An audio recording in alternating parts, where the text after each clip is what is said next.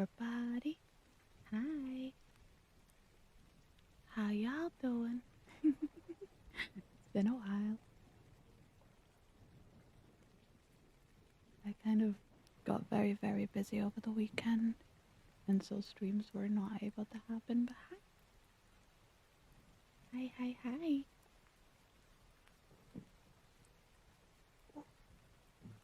This is very impromptu because I would normally stream on Tuesday nights, but I might not be able to stream today, so here we are instead.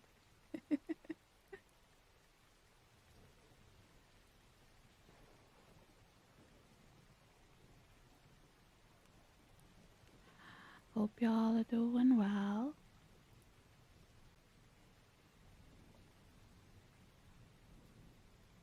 Gonna do.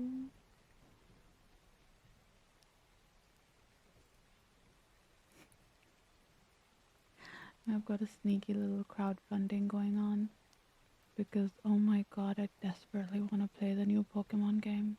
I cannot explain how badly I need that game in my life. It is all I have thought about for the last 4 days.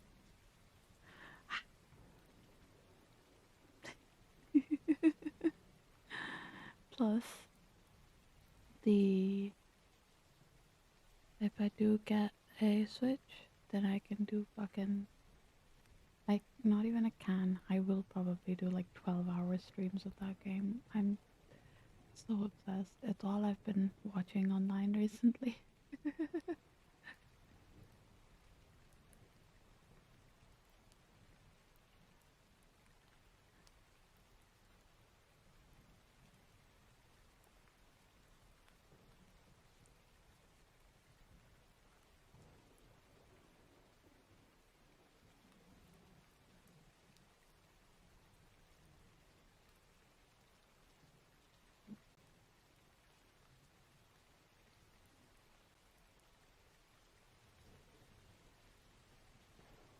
All right.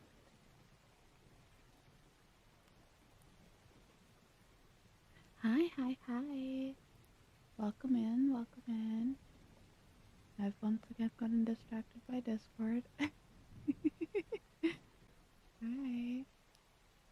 How you doing today?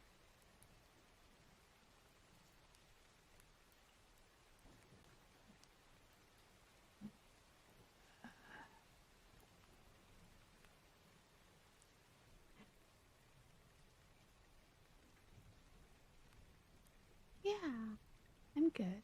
I had a really fucking busy weekend, which was kind of annoying. Um, because I would normally stream at least once or twice over the weekend, and I was supposed to on have a collab as well Sunday, but it just didn't happen. Things have been so busy. Um, Even tonight I have to go out, so I'm here right now instead.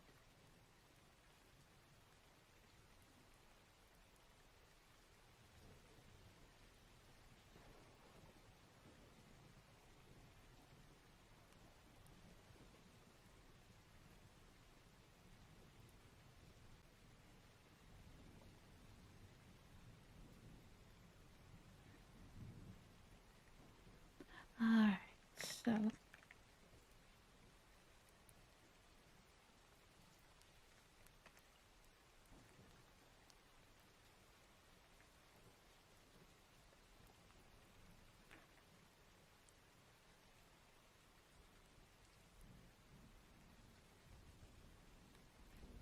right.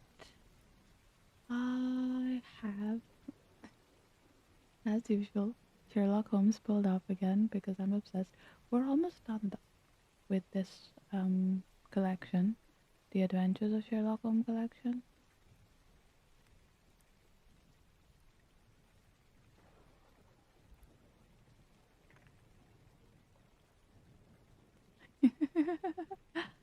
I don't think you might hear a table saw today. Right now, all I hear is water. I think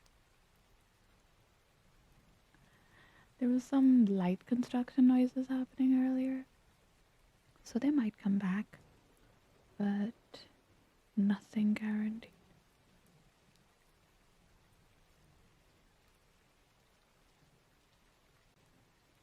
Right, there we go. Oh, your friend. One day.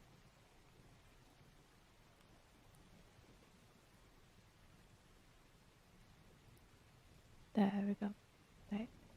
So, The Adventures of Sherlock Holmes. We have, what's this name? The Adventure of the Beryl Coronet. Okay, those are words. Holmes, said I, as I stood one morning in our bow window looking down the street. Here is a madman coming along. It seems rather sad that his relatives should allow him to come out alone. My friend rose lazily from his armchair and stood with his hands in his pockets of his dressing gown, looking over my shoulder. It was a bright, crisp February morning, and the snow of the day before still lay deep upon the ground, shimmering brightly in the wintry sun.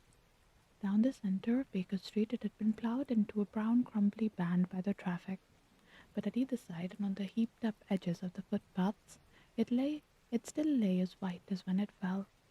The grey pavement had been cleaned and scraped, but was still dangerously slippery, so that there were fewer passengers than usual. Indeed, from the direction of the Metropolitan Station, no one was coming save the single gentleman whose eccentric conduct had drawn my attention. He was a man about 50, tall, portly, and imposing, with a massive, strongly marked face and a commanding figure. He was dressed in a sombre red yet rich style, in black frock coat, shining hat, neat brown gaiters, a well-cut pearl-grey trousers, yet his actions were an absurd contrast with the dignity of his dress and features, for he was running hard, with occasional little springs, such as a weary man gives who is little accustomed to set any tax upon his legs. As he ran, he jerked his hands up and down, waggled his head, and writhed his face into the most extraordinary contortions. This does sound like a weird little man for sure.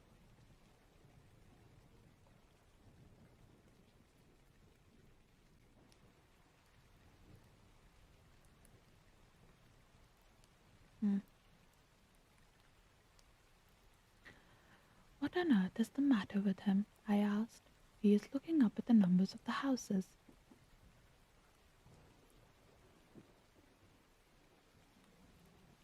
Bear with me just a moment.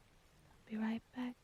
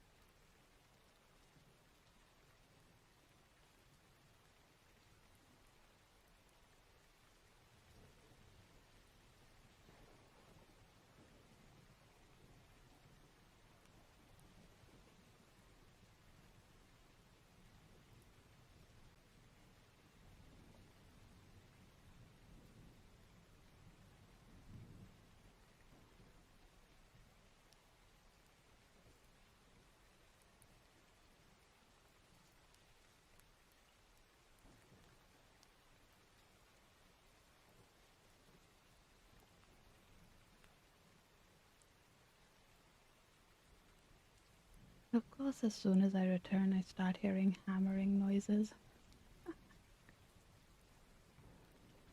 Ooh, oh my god, you've got so much gold. Hell yeah.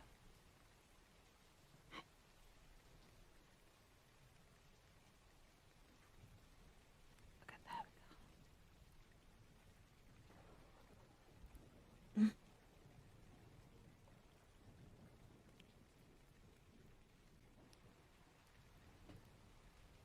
Da-da-da-da-da. There we go. I believe that he is coming here, said Holmes, rubbing his hands. Here? Yes. I rather think he is coming to consult me professionally. I think that I recognize the symptoms. Ha! Did I not tell you? As he spoke, the man, puffing and blowing, rushed at our door and pulled at our bell until the whole house resounded with clanging. A few moments later, he was in our room, still puffing, still gesticulating, but with so fixed a look of grief and despair in his eyes that our smiles were turned in an instant to horror and pity. For a while he could not get the words out, but swayed his body and plucked at his hair like one who has been driven to the extreme limits of his reason. Then suddenly, springing to his feet, he beat his head against the wall with such force that we both rushed upon him and tore him away to the centre of the room. Sherlock Holmes pushed him down into the easy-chair, and sitting beside him, patted his hand and chatted with him in the easy, soothing tones which he knew so well how to employ. You have come to me to tell your story, have you not? Said he.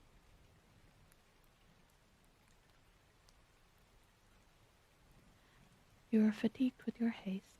Pray wait until you have recovered yourself, and then I shall be most happy to look into any little problem which you may submit to me. The man sat for a minute or more with a heavy chest fighting against his emotion. Then he passed his handkerchief over his brow, set his lips tight, and turned his face towards us. No doubt you think me mad, said he. I see that you have had some great trouble, replied Holmes. God knows I have. A trouble which is enough to unseat my reason. So sudden and so terrible it is.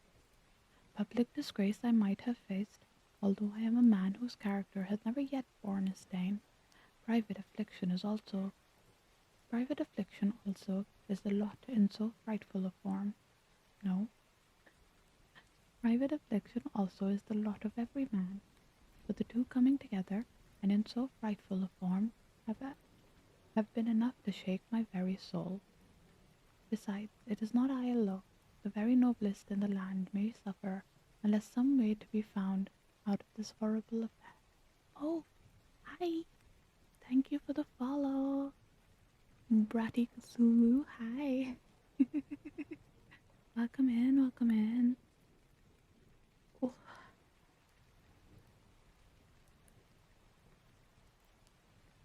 It's okay.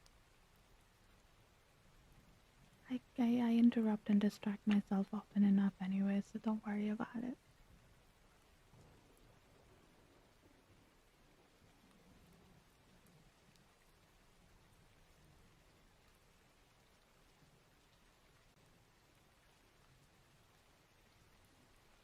I like that as I said that, I managed to drop my phone. Voice is really soothing. Thank you. I really appreciate that.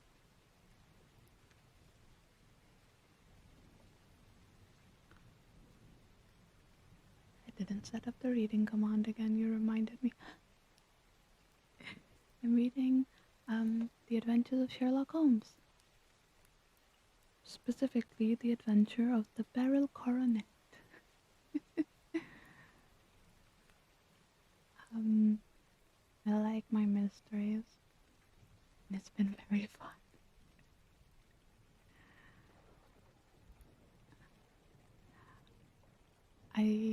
When I'm not doing ASMR, I will usually be doing puzzle games and things of the like as well, so mysteries are very much my brand. I love this shit.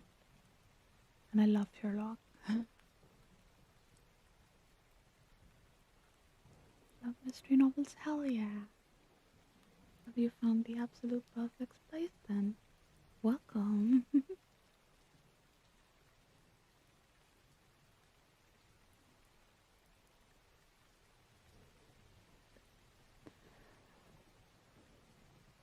It's also a passion of my personal writings.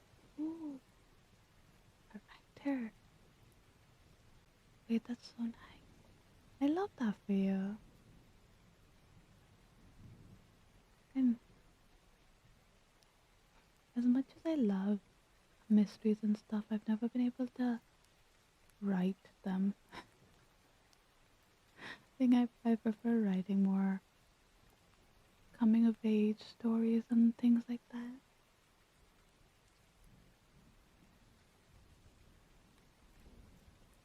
But I haven't written anything in like a long time now. Life is busy, and scripts are more fun to write than stories. Yeah,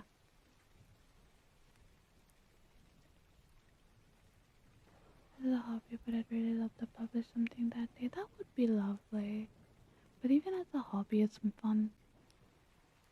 I think sometimes there are certain things that, like, if you enjoy doing them, they need to stay hobbies.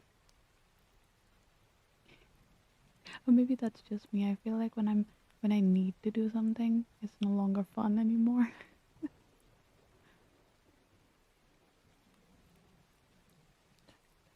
Where was I?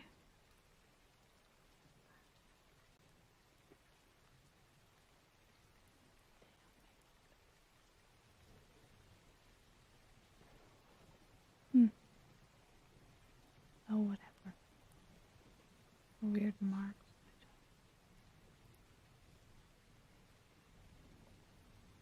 Where was I? There we go. Pray compose yourself, sir, said Holmes, and let me have a clear account of who you are and what it is that has befallen you. My name, answered our visitor, is probably familiar to your ears. So for me, it's already sleepy time. Well, I hope you have a very good night. Thanks for stopping in.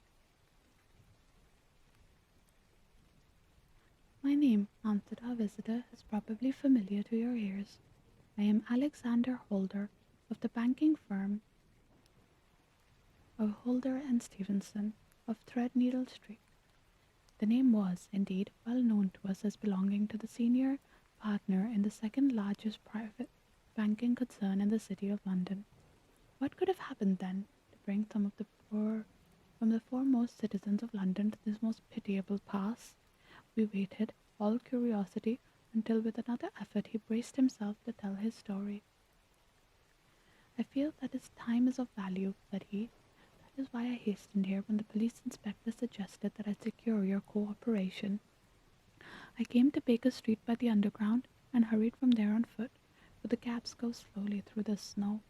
That is why I was so out of breath, for I am a man who takes very little exercise. I feel better now, and I will put the facts before you as shortly and yet as clearly as I can. It is of course well known to you that in a successful banking business, as much depends upon our being able to find remunerative investments for our funds as upon the increasing our connection and the number of our depositors. One of our most lucrative means of laying out money is in the shape of loans, for the security is unimpeachable. We have done a good deal on this direction during the last few years, and there are many noble families whom we have advanced large sums upon the security of their pictures, libraries, or plate. Yet yesterday morning I was seated in my office at the bank when a card was brought in to me by one of the clerks. I started when I saw the name, for it was none other, for it was that of none other than, well, perhaps even to you I had better say no more than it was a name which is a household word all over the earth, one of the highest, noblest, most exalted names in England. I was overwhelmed by the honour and attempted, when he entered, to say so, but he plunged at once into business with an air of a man who wishes to hurry quickly through a disagreeable task. Mr. Holder, said he, I have been informed that you are in the habit of advancing money. The firm does so when the security is good, I answered. It is absolutely essential to me, said he, that I should have £50,000 at once. I could, of course, borrow so trifling a sum 10 times over from my friends, but I much prefer to make it a matter of business, and to carry out that business myself.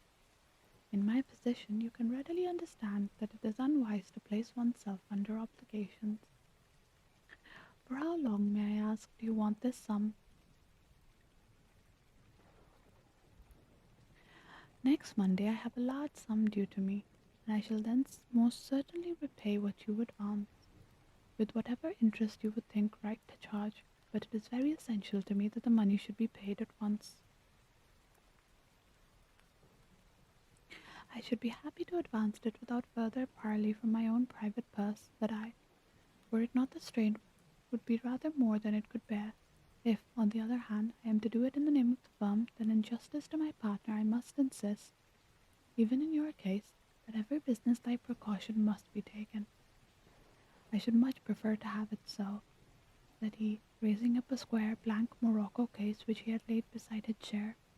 You have doubtless heard of the Beryl coronet?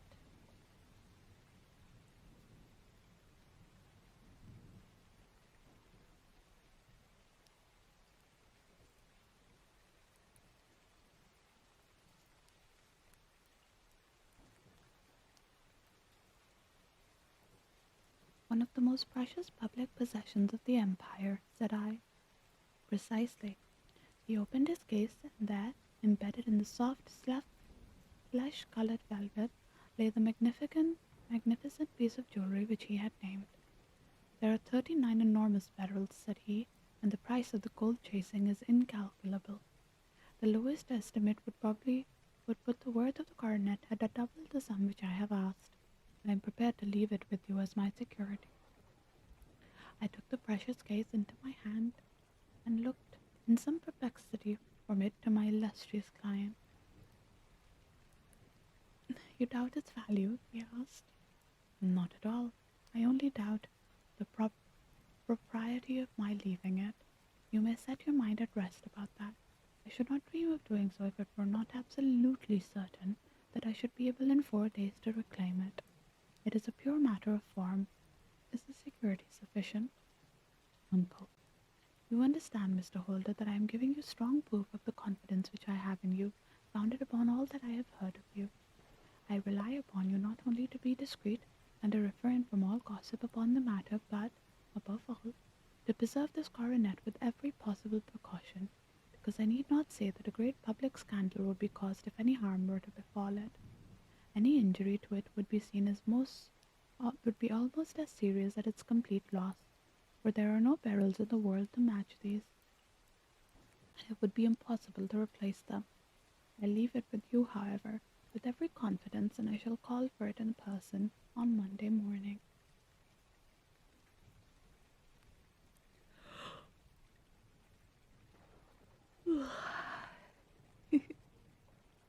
Making myself sleepy today. Seeing that my client was anxious to leave, I said no more, but calling for my cashier, I ordered him to pay over £51,000 note. When I was alone once more, however, with the precious case lying upon the table in front of me, I could not think of, with some misgivings of the immense responsibility which it had entailed upon me. There could be no doubt that, as it was a national possession, a horrible scandal would ensue if any misfortune should occur to it. I already regretted having ever consented to take charge of it. However, it was too late to alter the matter now, so I locked it up in my private safe and turned once more to my work. When evening came, I felt that it would be an imprudence to leave so precious thing in the office behind me. Banker's safe had been forced before now, and why should not mine be? If so, how terrible would be the position in which I should find myself. Hi, Johnny. Welcome.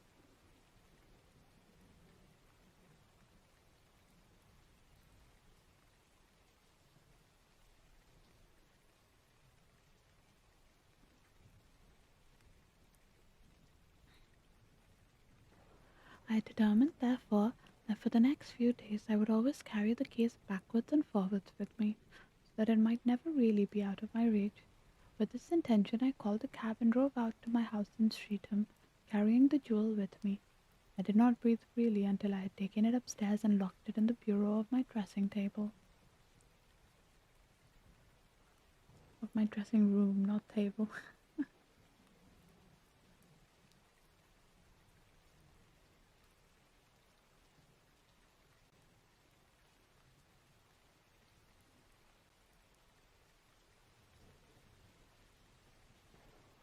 And now a word as to my household, Mr. Holmes, for I wish you to thoroughly understand the situation.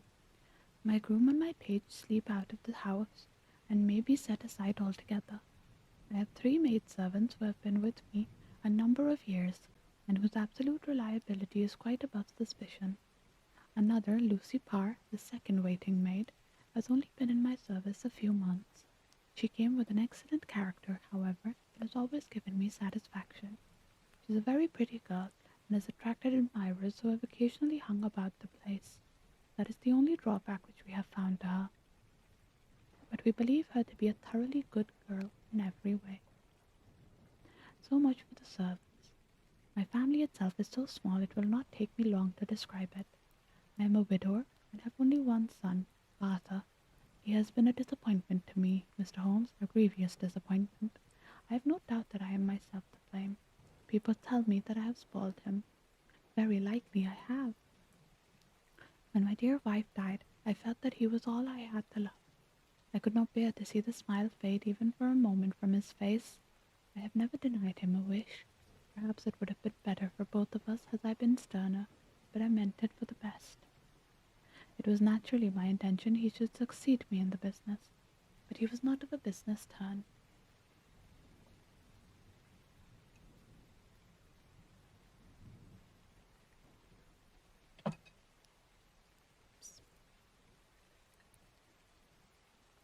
Um, he was wild, wayward, and to speak the truth, I could not trust him in the handling of large sums of money. When he was young, he became a member of an aristocratic club. Then there, having charming manners, he was soon the intimate of a number of men with long purses and expensive habits.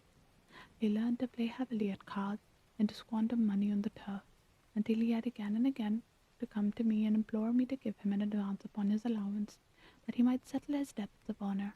He tried more than once to break away from the dangerous company which he was keeping, but each time the influence of his friend, Sir George Burnwell, was enough to draw him back again. And indeed I could not wonder that such a man as Sir George Burnwell should gain an influence over him, for he has frequently brought him to my house, and I have found myself that I could hardly resist the fascination of his manner. He is older than Arthur, the man of the world to his fingertips, one who had been everywhere, seen everything, a brilliant talker and a man of great personal beauty. Yet when I think of him in a cold blood, far away from the glamour of his presence, I am convinced from his cynical speech and the look which I have caught in his eyes that he is one who should be deeply distrusted. So I think, and so too thinks my little Mary, who has a woman's quick insight into character. And now there is only one she to be described. She is my niece, but when my mother died 5 years ago, I adopted her, and have looked upon her ever since as my daughter. She is a sunbeam in my house, sweet, loving, beautiful, and a wonderful manager and housekeeper, yet as tender and quiet, as gentle as a woman could be. She is my right hand. I do not know what I could do without her. In only one matter has she ever gone against my wishes. Twice my boy has asked her to marry him.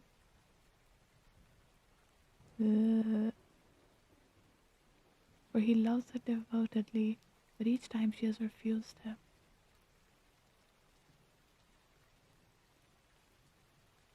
That's literally, oh god, ew, why? No, no, that's your niece. Ugh. I don't like that. I don't like that at all.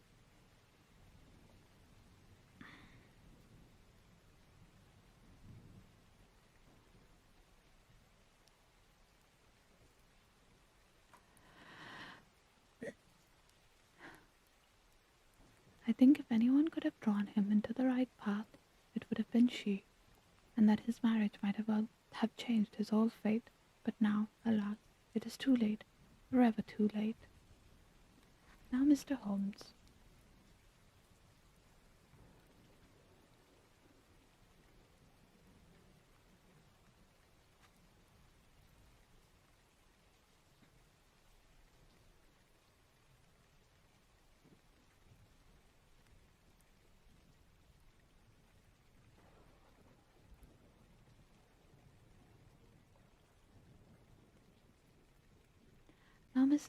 you know the people who live under my roof.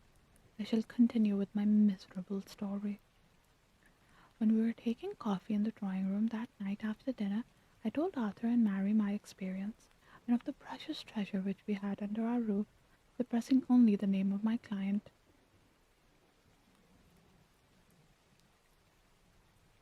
Lucy Parr, who had brought in the coffee, had, I am sure, left the room, but I cannot swear that the door was closed. Mary and Arthur were much interested and wished to see the famous coronet, but I thought it better not to disturb it. "Where have you put it?" said Arthur. "In my own bureau." "Well, I hope to goodness the house won't be burgled during the night," said he. "It is locked up," I answered. "Oh, any old key will fit that bureau. When I was a youngster, I have opened it myself with the key from the box-room cupboard." He often had a wild way of talking, so that I thought little of what he said. He followed me to my room, however, that night with a very grave face. "Look here, Dad," said he with his eyes cast down.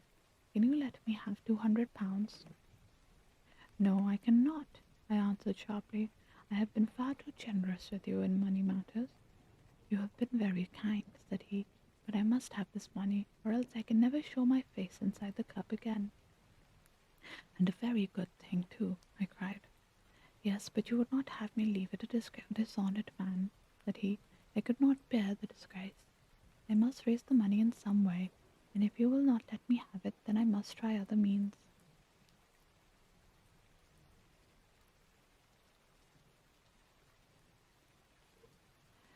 I was very angry, for this was the third demand during that month. "You shall not have a farthing from me," I cried, on which he bowed and left the room without another word. When he was gone, I unlocked.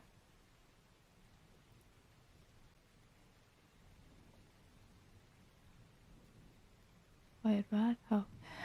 I unlocked my bureau, made sure that my treasure was safe, and locked it again.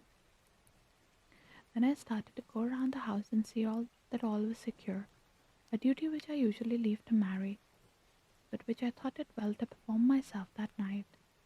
As I came down the stairs, I saw Mary herself at the side window of the hall, which she closed and fastened as I approached. "Tell me, Dad," she said, looking, "did you—" She said, looking, I thought, a little disturbed, "Did you give Lucy, the maid, leave to go out tonight?" "Certainly not. She came in just now by the back door. I have no doubt that she has only been to the side gate to see someone, but I think that it is hardly safe, and should be stopped. You must speak to her in the morning, or I will, if you prefer it. Are you sure that everything is fastened?" "Quite sure, Dad." "Then good night." I kissed her and went up to my bedroom again, where I was soon asleep. I am endeavouring to tell you everything, Mr. Holmes, which may have any bearing upon this case, but I beg that you will question me upon any point which I do not make clear. On the contrary, your statement is singularly lucid. I come to a part of my story now in which I should be particularly so. I am not a very heavy sleeper, and the anxiety in my mind tended, no doubt, to make me even less so than usual. About 2 in the morning, then, I was awakened by a sound in the house. It had ceased ere I was wide awake, but it had left an impression behind, as though a window had been gently closed somewhere.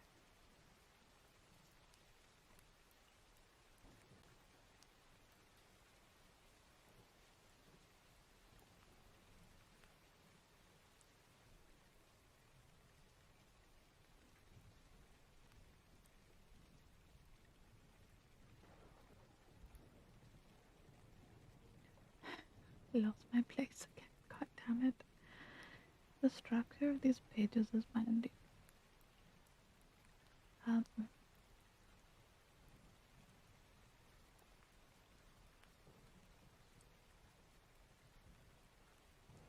Suddenly, to my horror, there was a distinct sound of footsteps moving softly in the next room.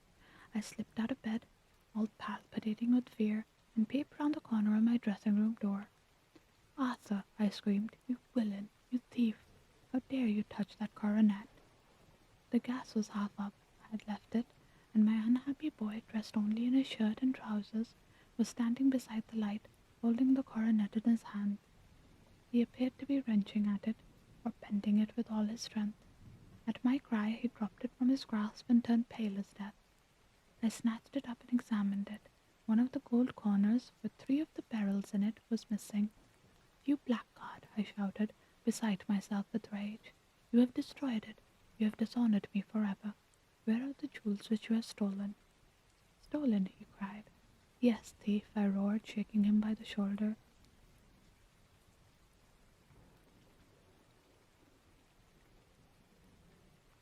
"There are none missing," he said. "There cannot be any missing," said he. "There are 3 missing, and you know where they are. Must I call you a liar as well as a thief? Did I not see you trying to tear off another piece?" "You have called me names enough," said he. "I will not stand it any longer. I shall not say another word about this business since you have chosen to insult me. I will leave your house in the morning and make my own way in the world." "You shall leave it in the hands of the police," I cried, half mad with grief and rage. "I shall have this matter probed at the bottom."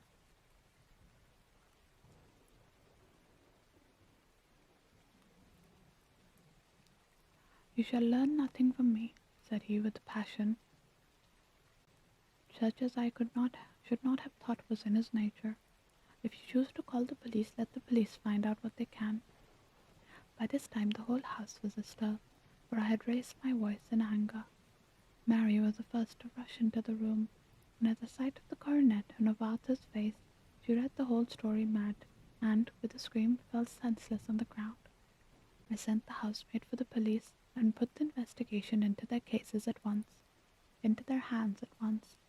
When the inspector and the constable entered the house, Arthur, who had stood suddenly with his arms folded, asked me whether it was my intention to charge him with theft. I answered that it had ceased to be a private matter, but had become a public one, since the ruined coronet was national property.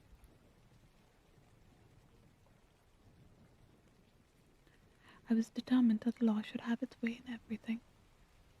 "At least," said he, "you will not have me arrested at once.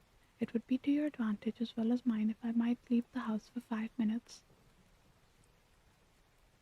That you may get away, or perhaps that you may conceal what you have stolen," said I, and then, realizing the dreadful position in which I was placed, I implored him to remember that not only my honour, but that of one who was far greater than I was at stake, and that he threatened to raise a scandal which would convulse the nation. He might avert it all if he would, but tell me what he had done with the 3 missing stones. "You may as well face the matter," said I. "You have been caught in the act, and no confession could make your guilt more heinous.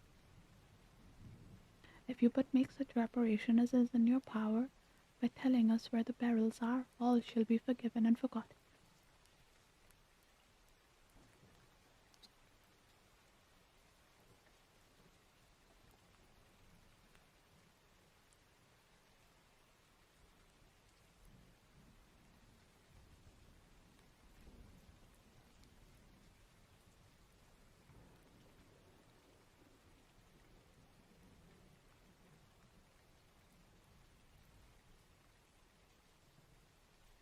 "Keep your forgiveness for those who ask for it," he answered, turning away from me with a sneer.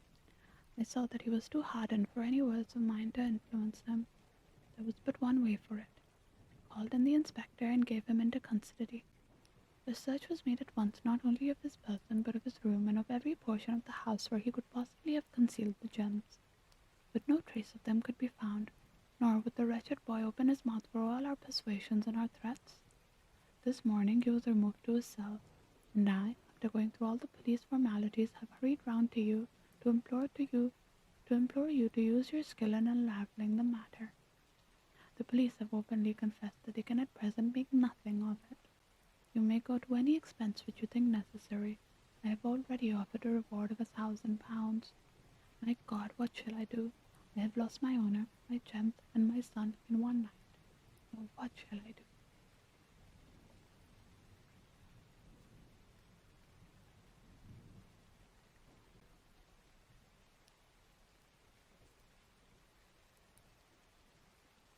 He put a hand on either side of his head and rocked himself to and fro, droning to himself like a child whose grief has got beyond words.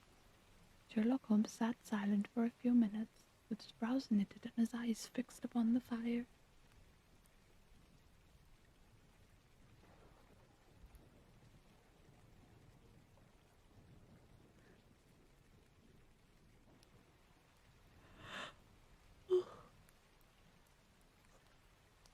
Oh, I'm so sleepy. Should not be sleepy, it's like 2 p.m.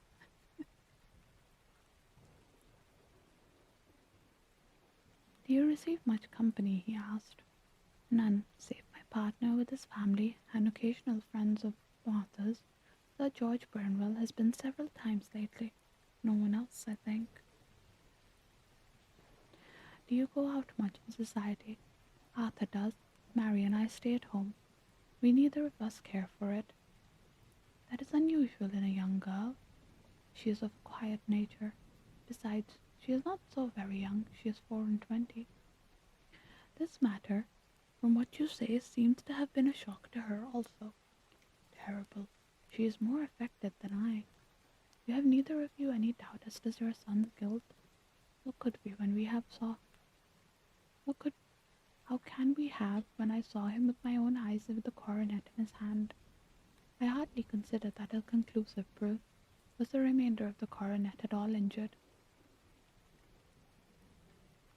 Yes, it was twisted. Do you not think, then, that he might have been trying to straighten it? God bless you. You are doing what you can for him and for me, but it is too heavy a task. What was he doing there at all? If his purpose was innocent, why did he not say so? Precisely.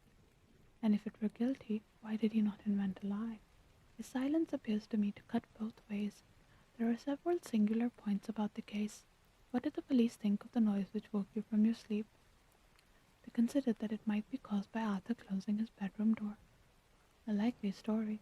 It's as if a man bent on felony would slam his door so as to wake a household. What did they say then of the disappearance of these gems? They are still sounding at the planking and probing the furniture in hoping of finding them. Have they thought of looking outside the house? Yes, they have shown extraordinary energy. The whole garden has already been minutely examined.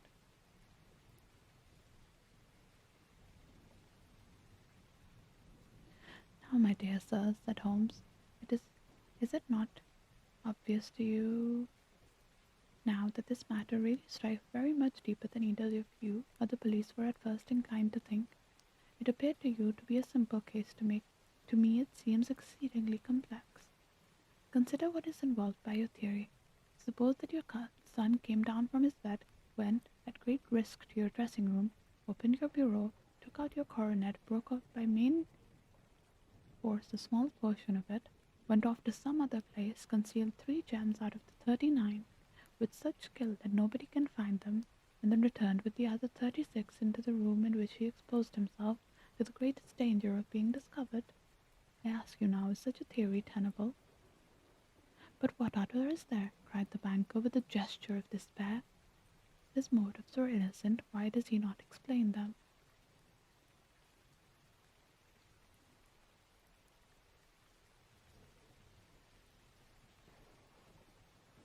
Um,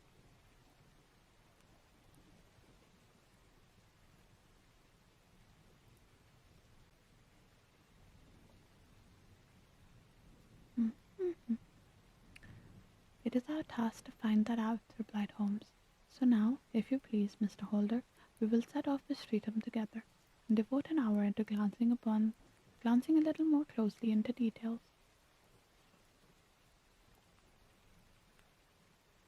Oh, oh my gosh.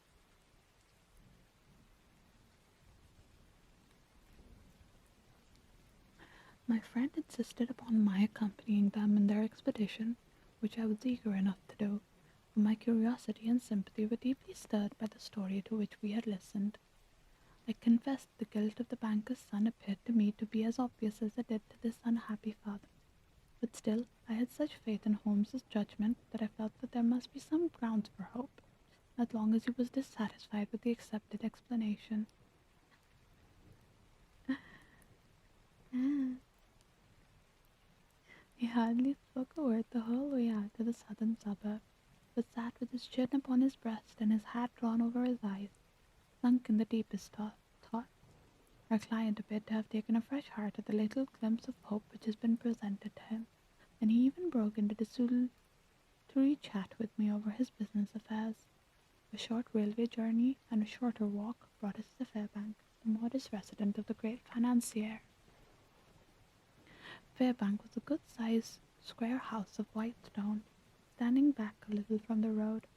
A double-carriage sweep, with snow-clad lawn, stretched down to in front to two large iron gates which closed the entrance. On the right side was a small wooden thicket, which led into a narrow path between two neat hedges stretching from the road to the kitchen door, and forming the tradesman's entrance. On the left ran a lane which led to the stables, and was not in itself within the grounds at all, being a public though little used thoroughfare. Holmes left us standing at the door, and walked slowly all around the house, across the front, down the tradesman's path, and so round by the garden behind into the stable lane. So long was he that Mr. Holder and I went into the dining room and waited by the fire until he should return. We were sitting there in silence when the door opened and a young lady came in. She was rather above the middle height, slim, with dark hair and eyes which seemed darker against the absolute pallor of her skin. I do not think that I have ever seen such a deadly paleness on a woman's face. Her lips, too, were bloodless, but her eyes were flushed with crying.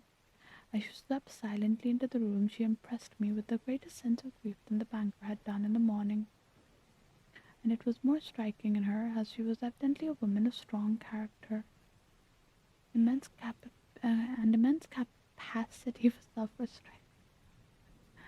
Hi, Johnny. Wait, those emotes are so cute. Oh my god.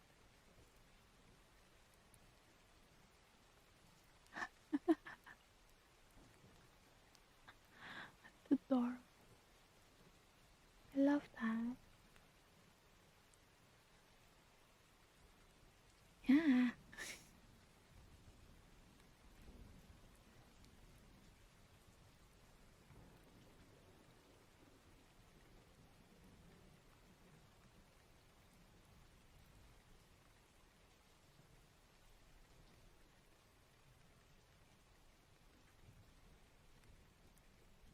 Oh.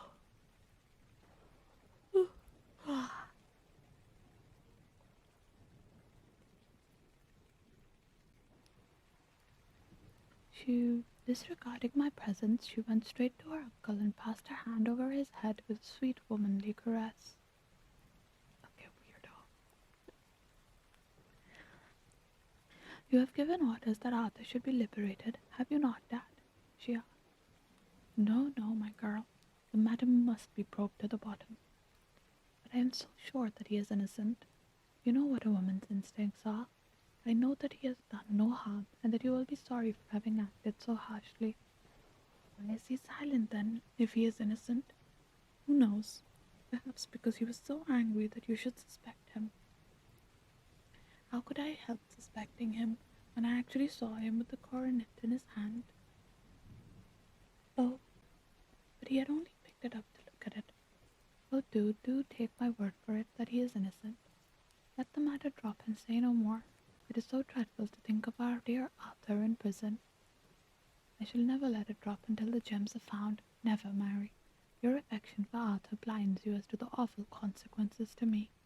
Far from hushing the thing up, I have brought a gentleman down from London to inquire more deeply into it.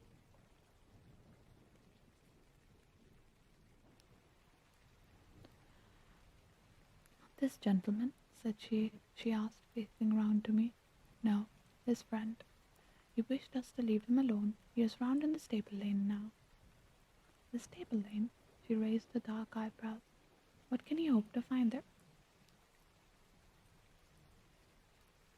fucking table saw is back.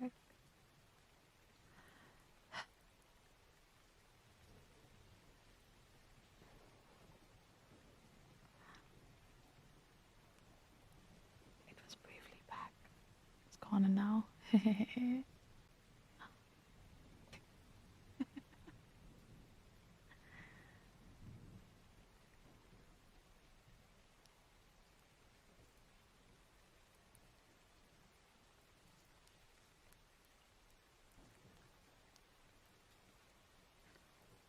um,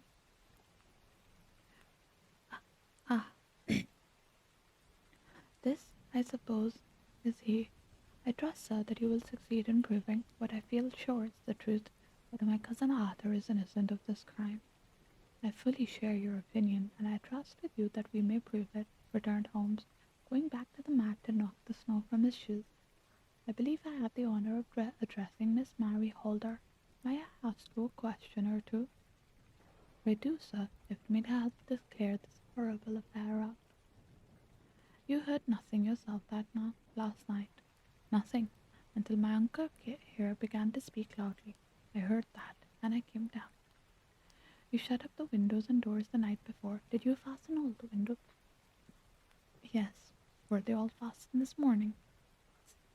You have a maid who has a sweetheart? I think that you remarked to your uncle last night that she had been out to see him. Yes, and she was the girl who waited in the drawing room, and who may have heard uncle's remarks about the coronet.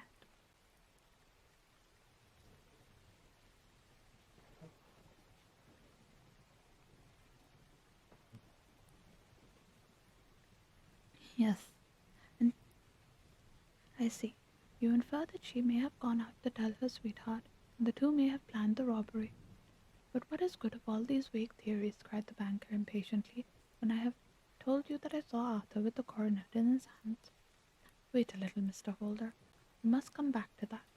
About this girl, Miss Holder, you saw her return by the kitchen door, I presume? Yes, when I went up to see if the door was fastened for the night, I met her slipping in. I saw the man, too, in the gloom. Do you know him? Oh, yes. He is the greengrocer who brings our vegetables round. His name is Francis Prosper. He stood, said Holmes, to the left of the door.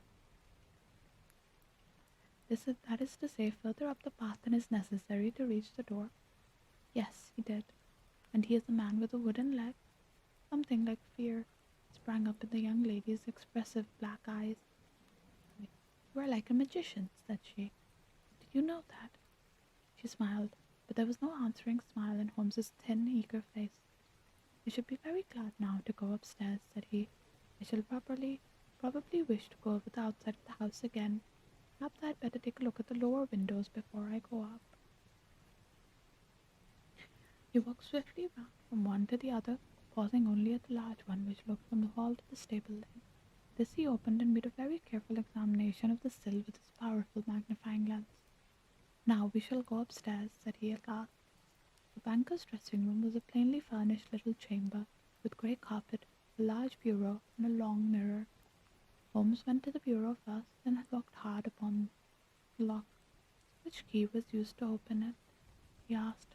That which my son himself indicated, that of the cupboard of the lumber room. Have you it here? That is it on the dressing table. Sherlock Holmes took it up and opened the bureau. It is a noiseless lock, said he. It is no wonder that it did not wake you.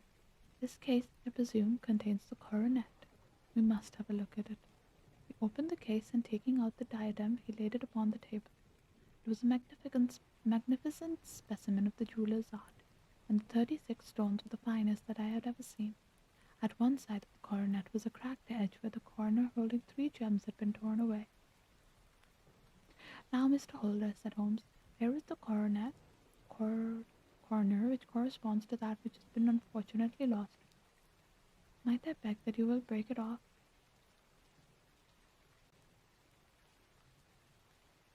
The banker recoiled in horror. I should not dream of trying. Then I will, said Holmes, suddenly bent his strength upon it, but without result. I feel it give a little, said he, but though I am exceptionally strong in the fingers, it would take me all my time to break it. An ordinary man could not do it. Now what do you think? would happen if I did break it, Mr. Holder? There would be a noise like a pistol shot. Do you tell me that all this happened within yards of your bed and you heard nothing of it? I do not know what to think. It is all dark to me, but perhaps it may go lighter as we go. What do you think, Miss Holder? I confess that still share my uncle's perplexity.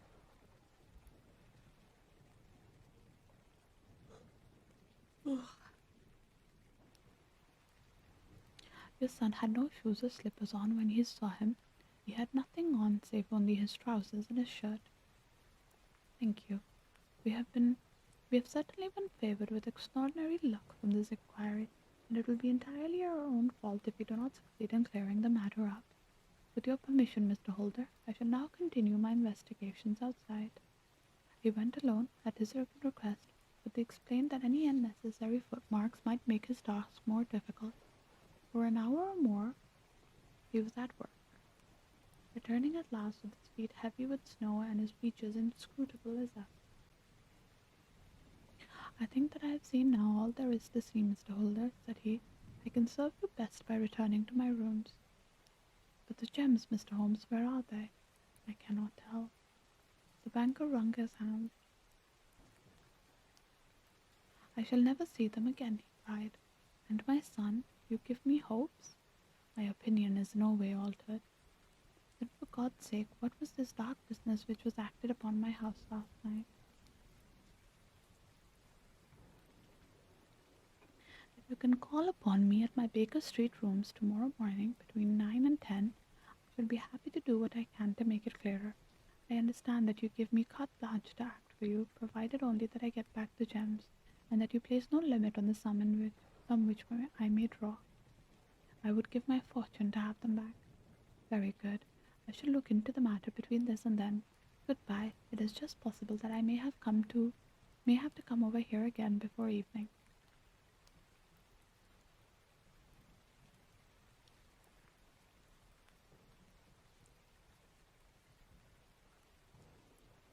It is obvious to me that my companion's mind was now made up about the case. Be- ah.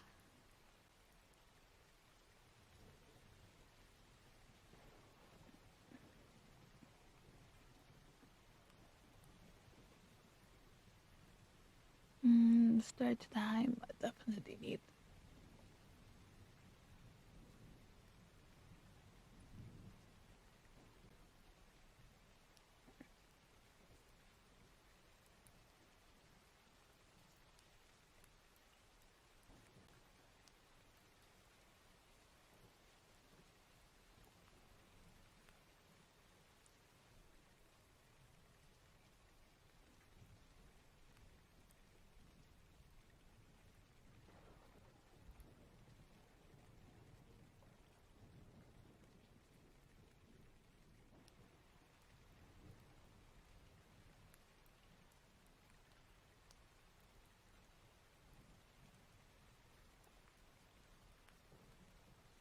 Okay.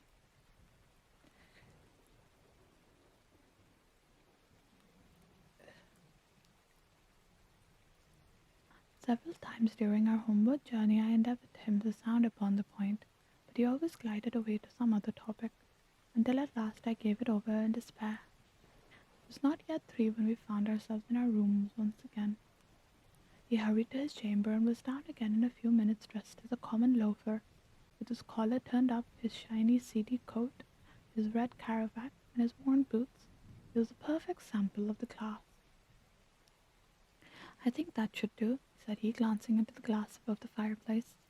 I only wish that you could come with me, Watson, but I fear it won't do. I may be on the trail in this matter, or I may be following the will-o'-the-wisp. But as soon as I know which it is, I hope that I may be back in a few hours. He cut a slice of beef from the joint upon the sideboard, sandwiched it between 2 rounds of bread, and thrusting this rude meal into the pocket, he started off upon his expedition.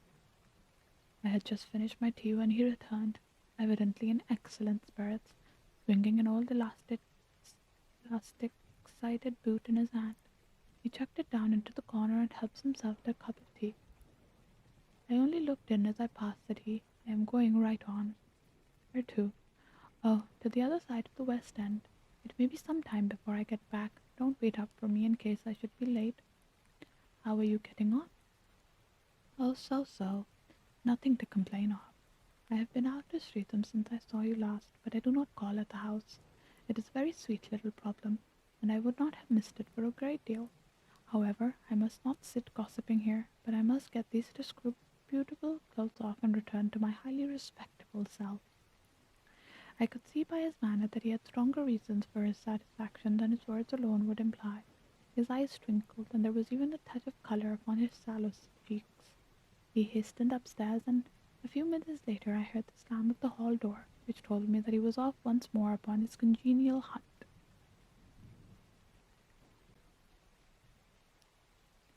I waited until midnight, but there was no sign of his return, so I retired to my room. It was no uncommon thing for him to be away for days and nights on end when he was hot upon a scent, so that his lateness caused me no surprise. I do not know what hour he came in, but when I came down to breakfast in the morning, there he was with a cup of coffee in one hand and a paper in the other, as fresh and trim as possible. "You will excuse my beginning without you, Watson," said he, "but you remember that our client has a rather early appointment this morning." "Why, it is after 9 now," I answered. "I should not be surprised that if that were he. I thought I heard a ring." It was indeed our friend the financier. I was shocked by the change which had overcome him. Um, okay, we're reaching the end of the story. I'm gonna make my guess that the person who stole the jewels or whatever did the thing is gonna be the niece. I don't trust the niece. I think it's gonna be the niece.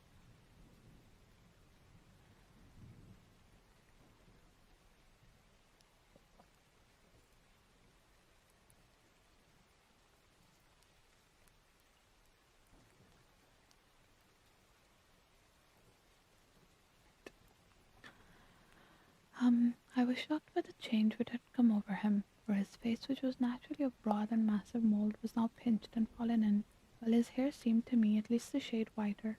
He entered with a weariness and lethargy which was even more painful than his violence of the morning before, and he dropped heavily into the armchair which I pushed forward for him. "I do not know what I have done to be so severely tried," said he. "Only 2 days ago I was a happy and prosperous man, without a care in the world. Now I am left to a lonely and dishonoured age. One sorrow comes close upon the heels of another. My niece Mary has deserted me." "Deserted you?" "Yes. Her bed this morning had not been slept in. Her room was empty, and a note for me lay upon the towel table. I had said to her last night in sorrow and not in anger, that if she had married my boy all might have been well with him. Perhaps it was thoughtless of me to say. It is to remark that she refers in this note: 'My dearest uncle, I feel that I have brought upon you and trouble upon you, and that if I had acted differently this terrible misfortune might never have occurred. I cannot, with this thought in my mind, ever again be happy under your roof, and I feel that I must leave you forever. Do not worry about my future, for that is provided for, and, above all, do not search for me, for it will be fruitless labour and an ill service to me. In life or in death, I am ever your loving Mary.'" But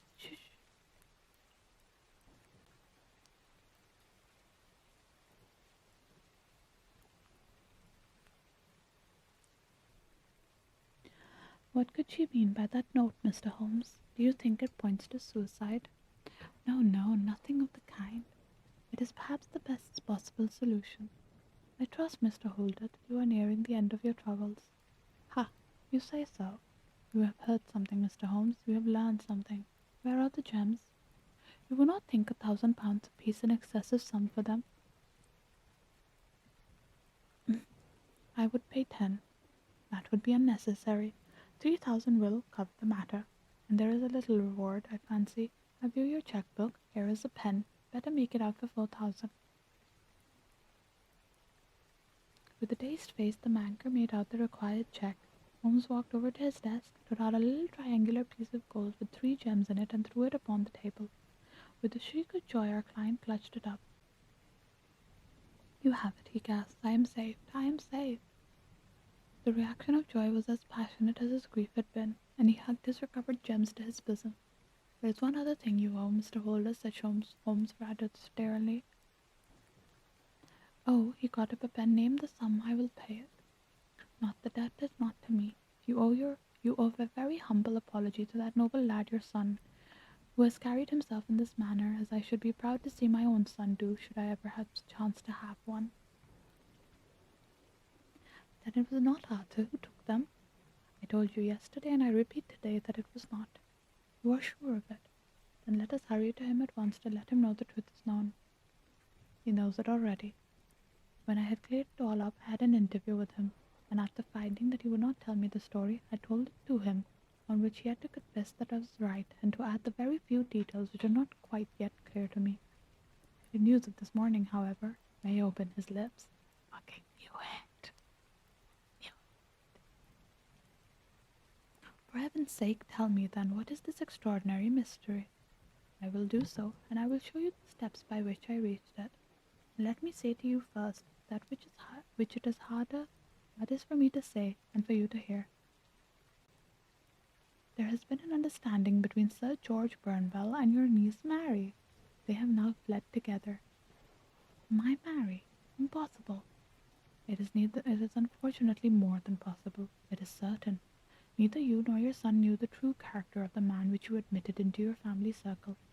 He is one of the most dangerous men in England, a ruined gambler, an absolute desperate villain, a man without heart or conscience. Your niece knew nothing of such men. When he breathed his vows to her, as he had done to 100 before her, she flattered herself that she alone had touched his heart. The devil knows best what he said, but at last she became his tool, was in the habit of seeing him nearly every evening.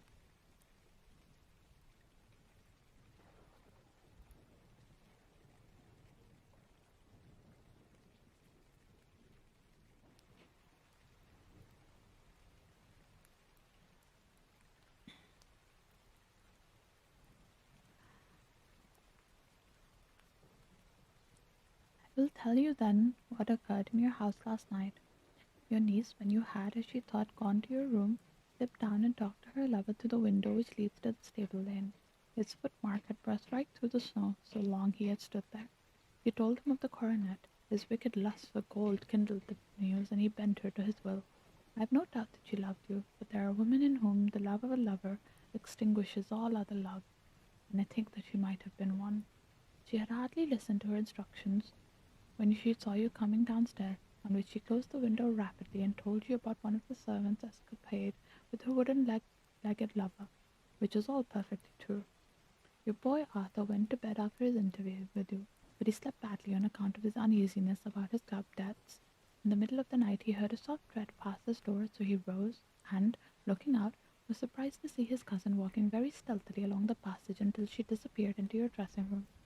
Petrified with astonishment, the lad slipped on some clothes and waited there in the dark to see what would come of this strange affair.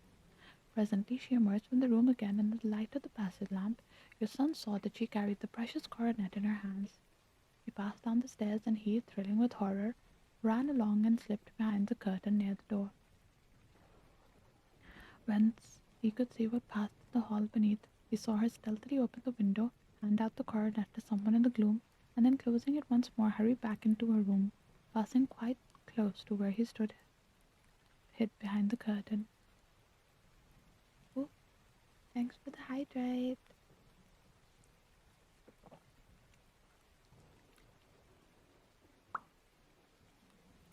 As long as she was on the scene, he could not take any action without horrible exposure of the woman whom he loved. At the instant she was gone, he realized how crushing a fortune this would be for you, and how all-important it was to set it right. He rushed down, just as he was, in his bare feet, opened the window, sprang into the snow, and ran down the lane where he could see a dark figure in the moonlight.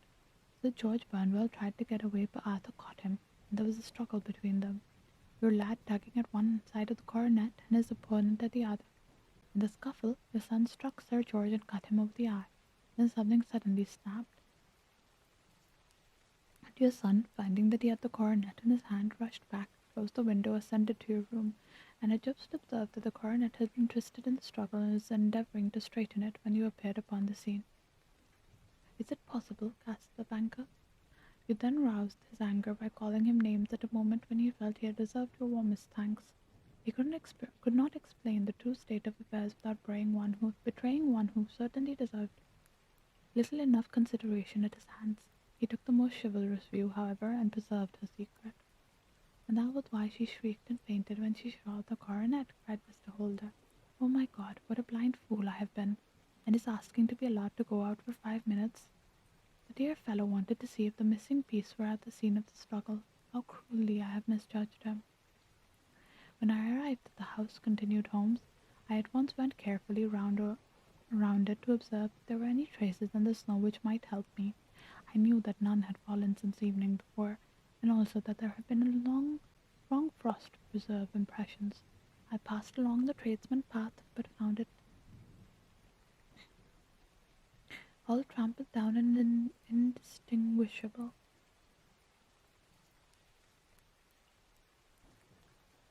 Just beyond it, however, at the far side of the kitchen door, a woman had stood and talked with a man, whose round impression on one side showed that he had a wooden leg.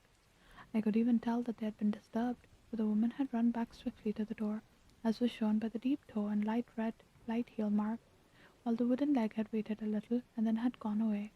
I thought at the time that this might be the maid and her sweetheart, of whom you have already spoken to me, and inquiry showed it was so.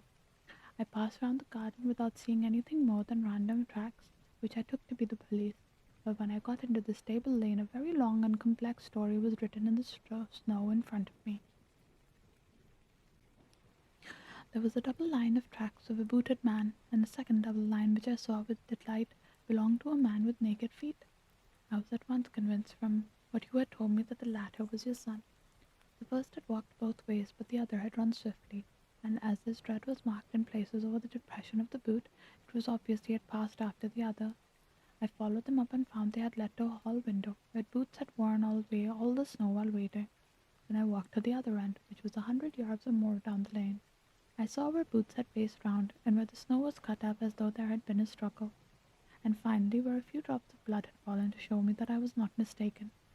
Boots had then run down the lane, and another little smudge of blood showed that it was he who had been hurt. When I came to the high road at the other end, I found the pavement had been cleared, so there was an end to that too.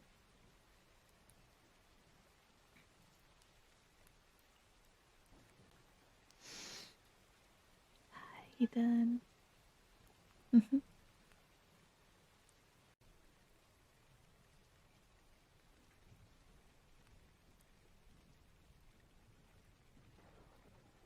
On entering the house, however, I examined, as you remember, the sill and the framework of the hall window with my lens, and I could at once see that someone had passed out.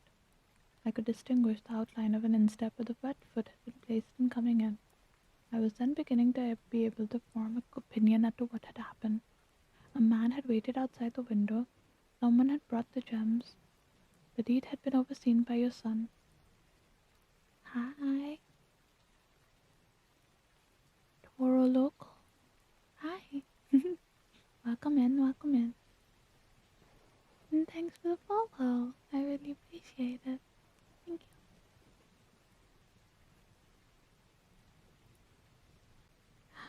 My nose is so itchy for some reason today.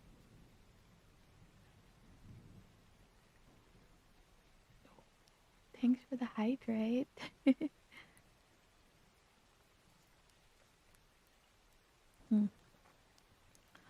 Water is good. Nothing tastes better than water during ASMR streams. Oh my god.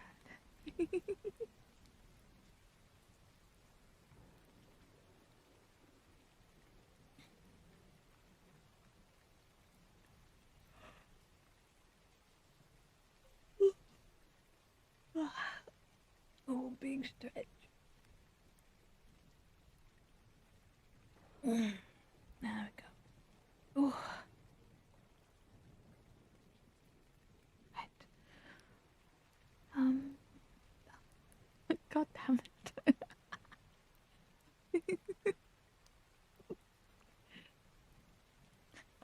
we have new people in chat. Come on. Uh,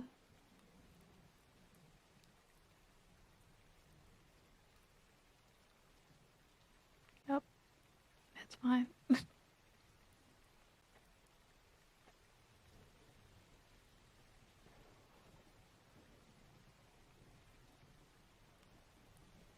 This is how it was. This is how you first found me. What was it about seeing me be a white square that made you want to stay?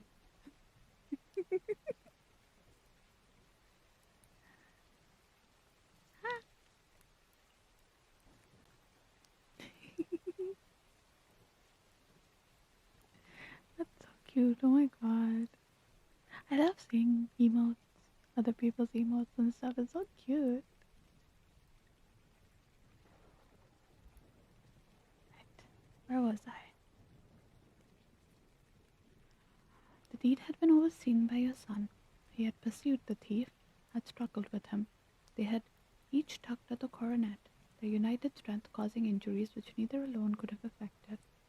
He had returned with the prize, but had left a fragment in the grasp of the opponent. So far I was clear. The question now was, who was the man and who was it that brought him the coronet? It is an old maxim of mine that when you have excluded the impossible, whatever remains, however improbable, must be the truth.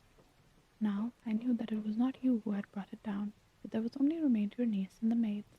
But if it were the maids, why should your son allow himself to be accused in their place? There could be no possible reason. As he loved his cousin, however, there was an excellent explanation why he should retain her secret, the more so as the secret was a disgraceful one. When I remembered that you had seen her at the window, and how she had fainted on seeing the coronet again, my conjecture became certainty. Square reigned supreme. Ah, I mean, it's got nice room lighting.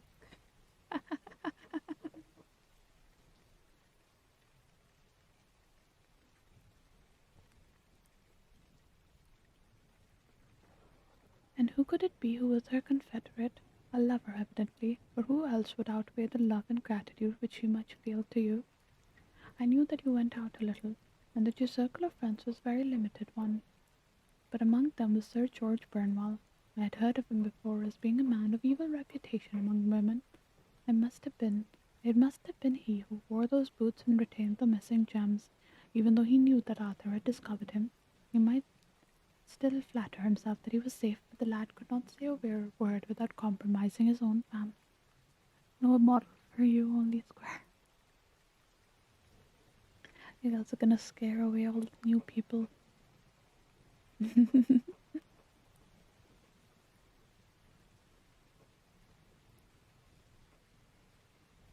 Well, your own good sense will suggest what measures I took next. I went in the shape of a loafer to Sir George's house, managed to pick up an acquaintance with the valet, and learned that his master has cut his head the night before, and finally, at the expense of 6 shillings, I made all sure by buying a pair of his cast-off shoes. With these I journeyed down to Streatham and saw that they exactly fit the tracks. I saw an ill-dressed vagabond in the lane yesterday evening, said Mr. Holder. Precisely, it was I. I found that I had my man, so I came home and changed my clothes. It was a delicate part which I had to play then, for I saw a prosecution must be avoided to avert scandal, and I knew that so astute a villain would see that our hands were tied in the matter. I went and saw him.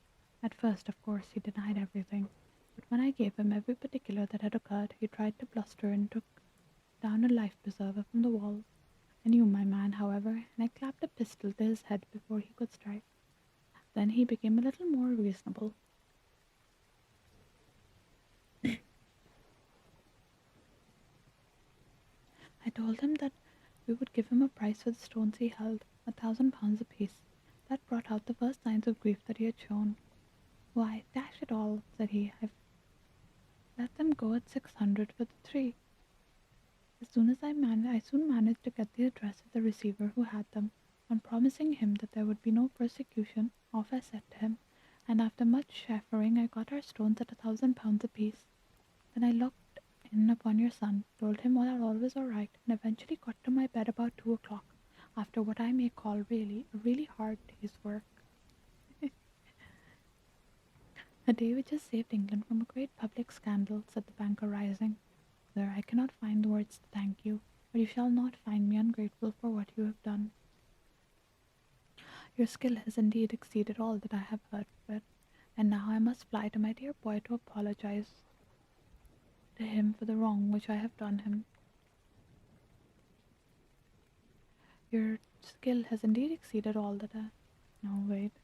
As to what you tell me of poor Mary, it goes to my very heart. Not even your skill can inform me where she is now. I think that we may safely say, returned Holmes, that she is wherever George Burwell is. It is equally certain, too, that whatever her sins are, they will soon receive m-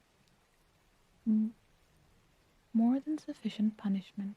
Oh, that's another story complete. There's one story left, and this one now. Eden, why are you stealing all the points?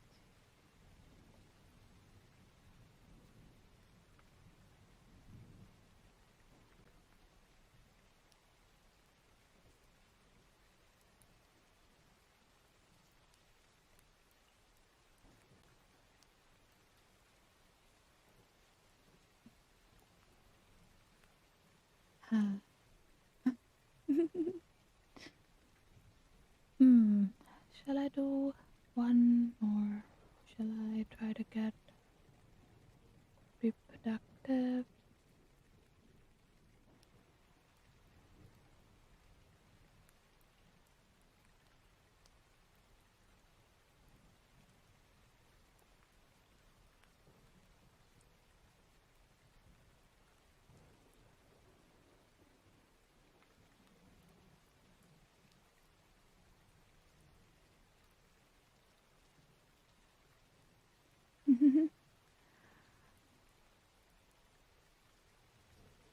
To decide between leaving it be a relatively short stream or doing more. Hmm.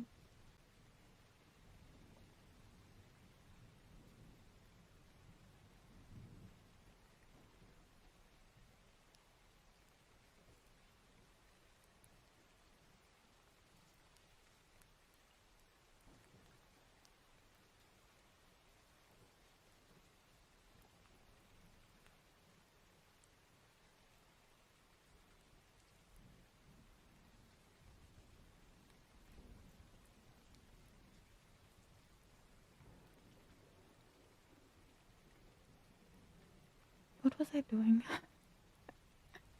It's like trying to look up something, and I got very, very distracted. Okay, I haven't done that yet.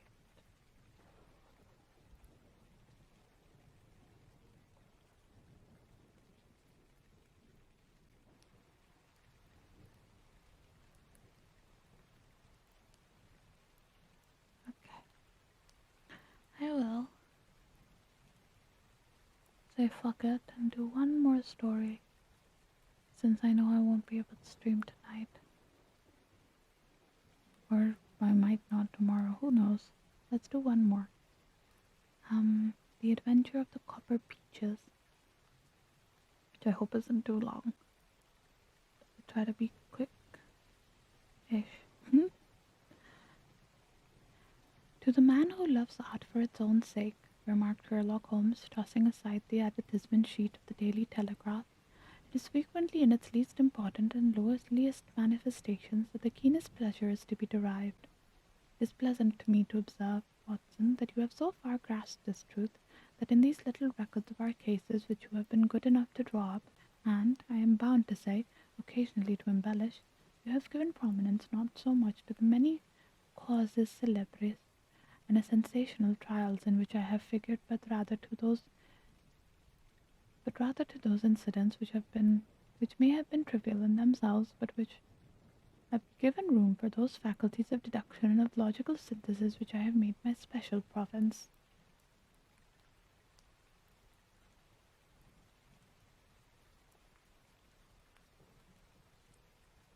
Oh no. Ah, let me have my face. God fucking damn it. Let me have my face. Mm. Oh, oh, oh god. No face for me. Guys.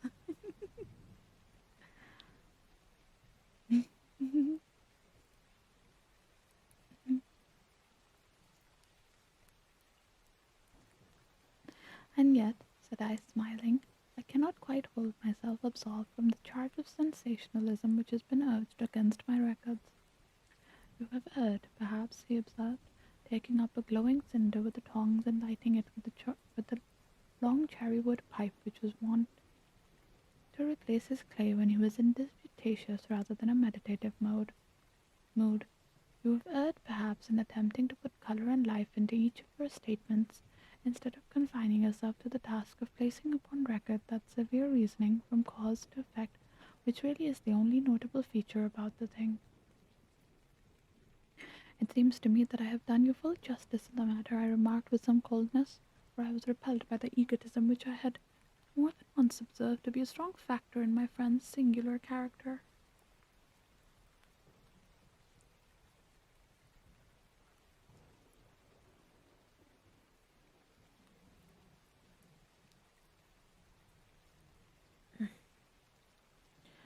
No, it is not selfishness or conceit, said he, answering, as was his wont. I thought rather my thought rather than my words.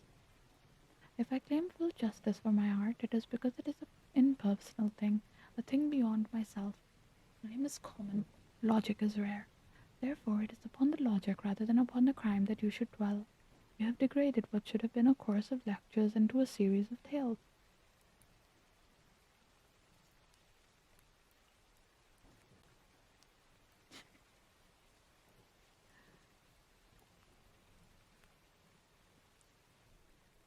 It was a cold morning of the early spring, and we sat after breakfast on either side of a cheery fire in the old room at Baker Street. A thick fog rolled down between the lines of dun-coloured houses, and the opposing windows seemed loomed like dark shapeless blurs through the heavy yellow wreaths. Our gas was lit and shone on the white cloth and glimmer of the china and metal. The table had not been cleared yet. That's all beautiful. Thank you. Thank you.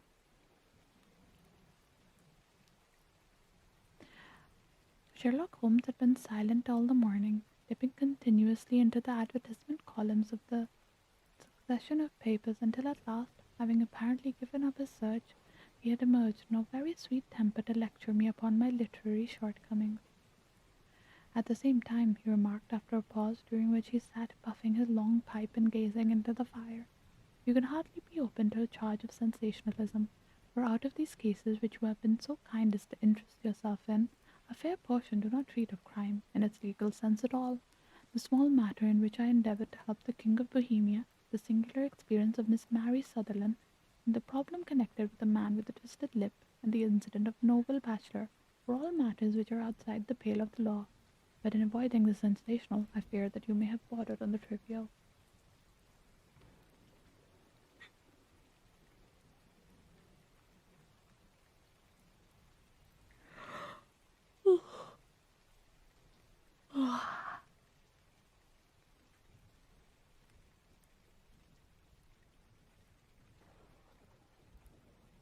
The end may have been so, I answered, but the methods I hold to have been novel and of interest.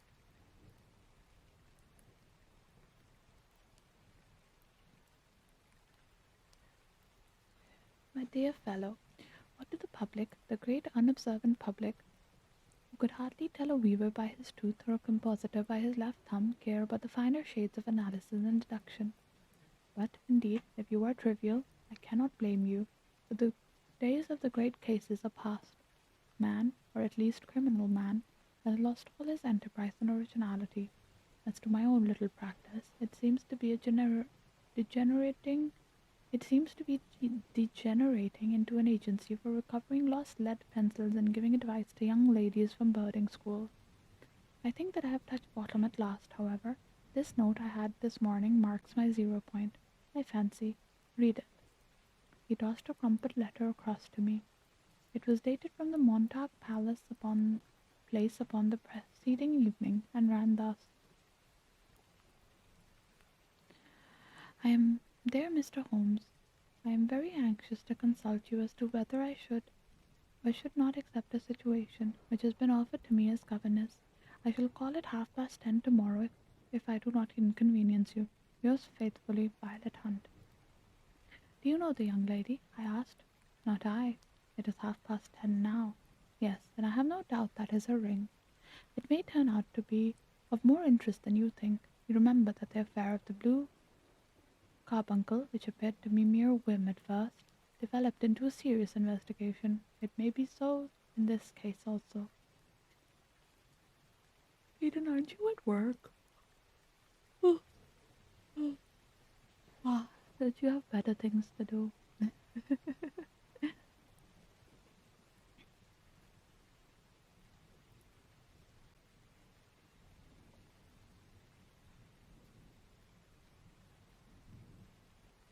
Ah, that makes sense. I want to finish the story, but I also want to go to bed. I'm conflicted. Tea break. Ah, the most British thing in existence. Tea break.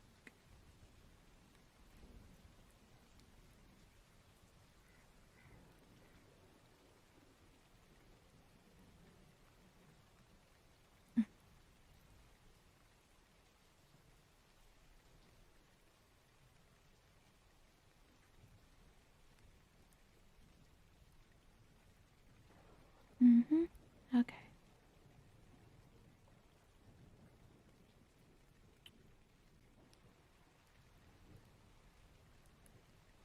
With me just a moment.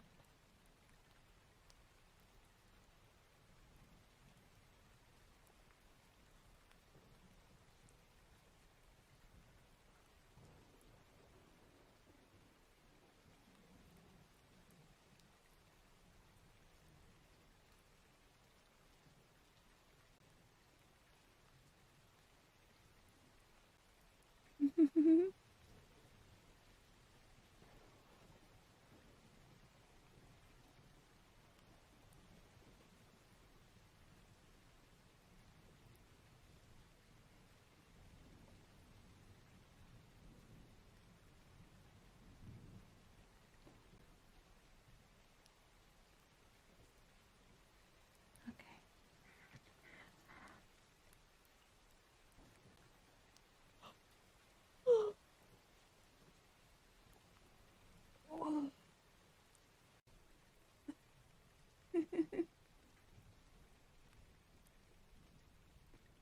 I think I think that I must end stream.